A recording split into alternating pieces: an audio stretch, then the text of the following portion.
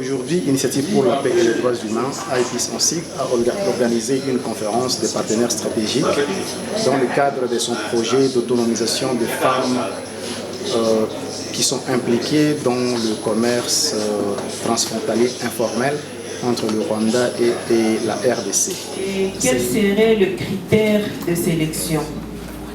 Parce que vous avez dit qu'il y a au moins 5000 femmes qui traversent la frontière. Et si ces cibles-là sera divisées en deux, j'imagine, quels sont les critères de sélection pour celles-là qui vont participer à la formation? Merci. Ce projet qui est financé par le Royaume des Pays-Bas a pour but de pouvoir améliorer l'environnement de travail des femmes, mais aussi contribuer à l'augmentation de leurs revenus. Je ne saurais finir ce mot sans reconnaître les efforts louables des deux gouvernements, le gouvernement rwandais mais aussi le gouvernement congolais, dans la lutte pour le droit des femmes. Et je voudrais ici réitérer la volonté du gouvernement néerlandais de vous accompagner et de vous appuyer. Et la conférence d'aujourd'hui a réuni en fait les institutions étatiques, para-étatiques, les organisations non gouvernementales qui interviennent dans ce domaine. Et ici je peux citer nommément le ministère du Commerce à partir de Kinshasa, le ministère des Droits Humains qui a été représenté aussi à partir de Kinshasa.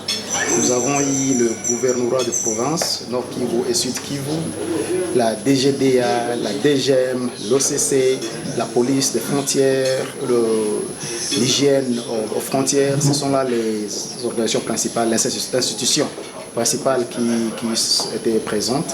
Notamment au niveau de la petite barrière, on a créé un guichet spécial juste pour ces personnes avec handicap, pour leur éviter les longues distances.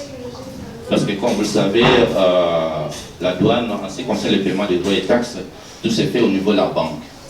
Et à part eux, nous avons aussi les associations des femmes petites commerçantes du Sud Kivu et du Nord Kivu qui étaient représentées, aussi bien que l'organisation Alerte Internationale. Bonjour, je suis la directrice d'Alerte Internationale, Christine Busser, ici basée à Goma. Bonjour encore.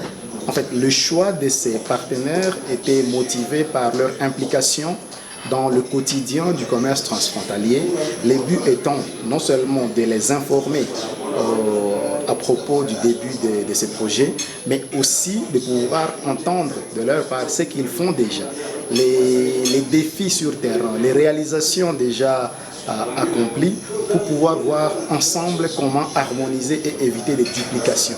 Alors, la conférence s'est très bien passée et beaucoup de notes ont été prises. Et à l'issue de la conférence, on s'est promis de contacter les partenaires de façon individuelle dans les jours à venir pour enfin voir comment constituer les synergies pour une mise en œuvre effective de ce projet qui va durer 2 ans et demi.